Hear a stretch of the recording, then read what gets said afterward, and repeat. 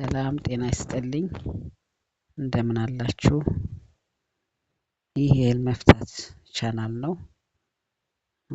የተለያየ ህልሞችን የምታዩትን ህልሞች በመፍታት ለማቅረብ ሞክራለሁኝ። ቻናሉን ላይክ፣ ኮመንት፣ ሰብስክራይብ እያደረጋችሁ እንድታበረታቱኝ ጠይቃለሁ። በህልም በህልማችን በግ ማየት ጥሩ ከሚባሉት ህልም ነው። በህልም በግ ማየት ጥሩ ህልም ማለት ነው። ለወንድ ልጅም ለሴትም ለወንድም ሴትም በግ ካዩ በህልማቸው ለሁሉም ጥሩ ትርጉም ያለው ህልም ነው።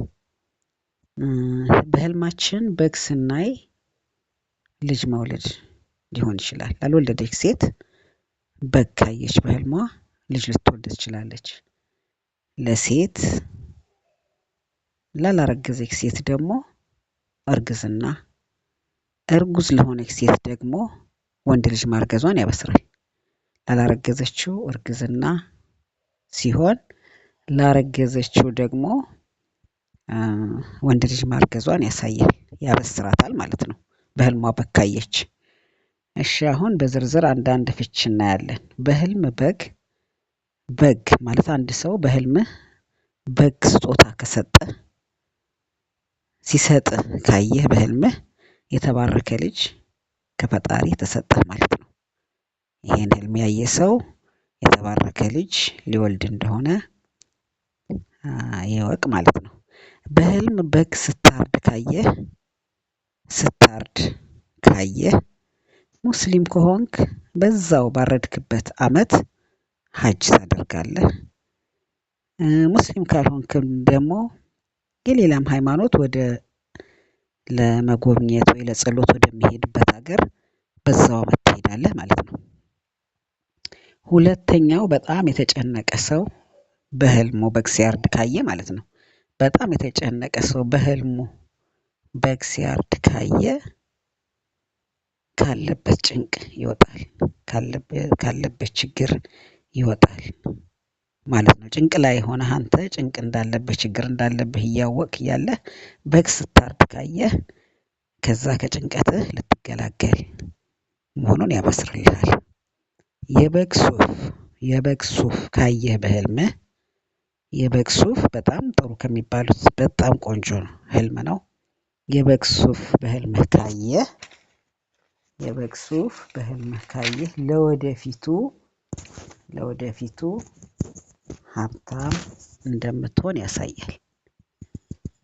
ለወደፊቱ ሀብታም እንደምትሆን ያሳያል። የታመመ ሰው በህልሙ በግ ካየ አንተ አሁን ለምሳሌ ታመህ ወይ ታመሽ በህልም በግ ከታየ የታመመው ሰው ይድናል። በህልም በግ ከታየ ለበሽተኛ ሰው ጤና ማለት ነው። በህልም በግ ማየት በጣም ጥሩ ከሚባሉት ህልሞች ነው ብያችኋለሁ። የበግ ግልገል በህልም ላላገባች ሴት ወይም ላላገባ ወንድ ጋብቻን ያሳያል። የበግ ግልገል ካየሽ ያላገባሽ ሴት ወይም ያላገባህ ወንድ ያው ልታገባ ጋብቻ እየመጣልህ እንደሆነ ያበስርሃል። ላገባች ሴት ደግሞ ወይም ላገባ ወንድ በትዳራቸው መካከል ሀብት እንደሚያገኙ ያሳያል። የበግ ግልገል ማለት ነው። አግብታ ያገባች ሴት ወይ ያገባ ወንድ የበግ ግልገል በህልም ካየ በትዳራቸው መካከል ሀብት እንደሚያገኙ፣ መልካም ጊዜ እንደሚኖራቸው ያሳያል ማለት ነው። በግ ምግቡን ቤት ውስጥ እየተመገበ ካየሽ ላየው ሰው ማለት ነው። ላየው ሰው አንደኛ ሀብት ወይም በህይወት ስኬት ያሳያል። በጉ እየተመገበ ካየሽው በህልምሽ የራሱን ምግብ ማለት ነው። ወንድም ሆነ ሴት ይሄንን ህልም የሚያይ ሰው በህይወቱ ስኬት እንደሚኖረው፣ በህይወቱ የሚመኘውን ነገር ማግኘት እንደሚችል የሚያሳይ ነው። ብዙ በጎች በሰልፍ ሲሄዱ ተሰልፈው ብዙ በጎች በሰልፍ ሲሄዱ ካየህ ወይም ካየሽ ለረጅም ጊዜ የሚሆን ሀብት ታገኛለህ። ረጅም ጊዜ ማለት ህይወትህን ያለው ህይወት የሚሆንህ ሀብት ታገኛለህ ማለት ነው። የበግ ስጋ መብላት በጣም ቆንጆ ነው። የበሰለ የበግ ስጋ። ነገር ግን የበግ ስጋው ሀብት ሲሆን፣ ነገር ግን ጥሬ ስጋ ስትበላ ካየህ ወይም ካየሽ ራሱ ያየው ሰው ጥሬ ስጋ ሲበላ ያየው ሰው መጥፎ ባህሪ እንዳለው ያሳያል። ያም ባህሪ ሀሜተኛና የሰውን ገበና ማውራት፣ ስለ ሰው በመጥፎ ማውራት መጥፎ ፀባይ እንዳለው ያ ጥሬ ስጋ ሲበላ በማየቱ ያ ፀባይ እንዳለው ያው ተገለጸለት ማለት ነው፣ በህልሙ ካየው ማለት ነው። የበጉን ቆዳ ስትገፍ ካየህ መጥፎ ህልም ነው። በአንድ ህልም ውስጥ እዛው በህልምህ በግ ገዝተህ ስትሸጥ ካየህ ለወንድ ነው ይሄ። ላገባ ሁለተኛ ያገባል። በጉን ገዝተኸው ስትሸጠው በዛው በህልምህ ላይ ካየኸው ሁለተኛ ሚስት ያገባል ማለት ነው፣ ላገባ ወንድ ማለት ነው። እሺ በሌላ በኩል ደግሞ በግ ከኋላ ሲያባርርህ ካየህ፣ ከኋላ ሲያሯሩጥህ እየተከተለህ ሲመጣ አንተም ስትሮጥ ከፊት ካየህ ይሄኛው ህልም ሀሳብ፣ ጭንቅ፣ መከራን ያሳያል። ያኔ ጥሩ ነገር አያሳይም ማለት ነው ይሄ ህልም። በጣም የከሳ በግ፣ በጣም ከስቶ በጉ ስጋ የሌለው እስከሚመስል ድረስ አጥንቱ የሚታይ በግ ካየህ የገንዘብ የሀብትን ኪሳራ ያሳያል። ገንዘብ ለነበረው ሰው ወይ ሀብት ለነበረው ሰው ላለው ሰው ይሄንን ህልም ካየ ኪሳራን ያሳያል ማለት ነው።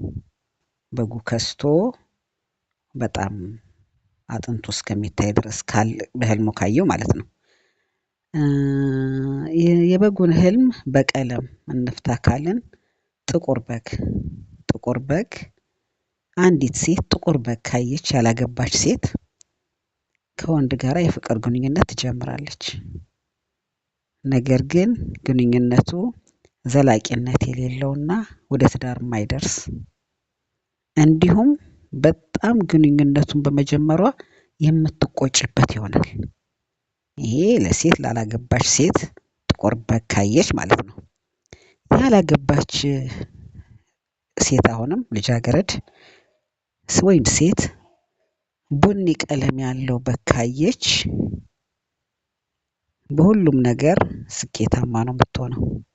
በትዳሯ፣ በስራዋ፣ በትምህርቷ፣ በሁሉም ነገር ስኬታማ ነው የምትሆነው ማለት ነው። ይሄ ቡኒ ቀለም ያለው በግ ነው።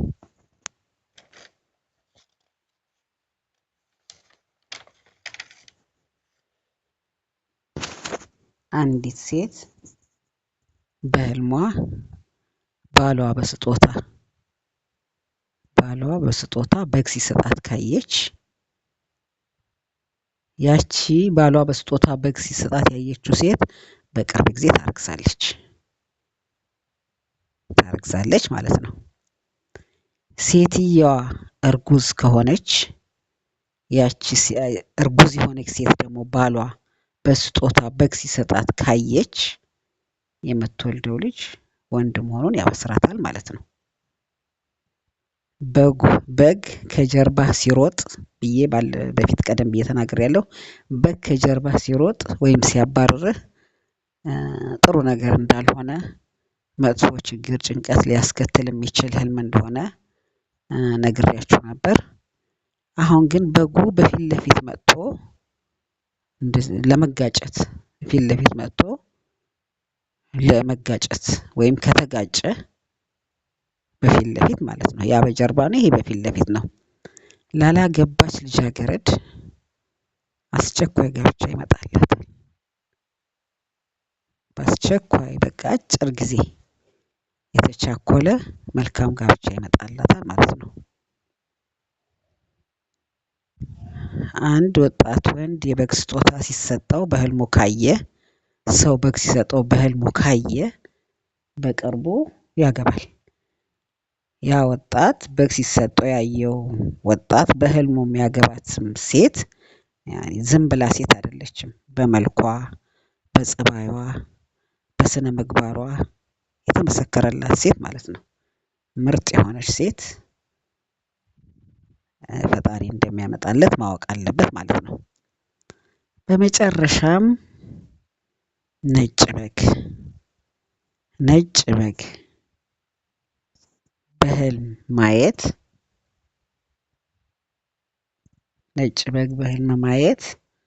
ጥሩ ህልም ነው። ነጭ ያው በጣም ቆንጆ ከለር ነው። በሁሉም ነገር ነጭ የተወደደ ነው። በማንኛውም ነገር የጥሩ ነገር ምልክት እንደሆነ ይታወቃል። ነጭ ከሰላም ምልክትነት ጀምሮ ማለት ነው። እና በህልሙ ነጭ በግ ያየ ሰው ስኬት፣ ስራ ማግኘት፣ ጥሩ ዜና መስማት፣ የሚመኘውን ነገር ማግኘት በነጩ በግ ህልም እነዚህን ጥሩ ጥሩ ነገሮች ያገኛል ማለት ነው።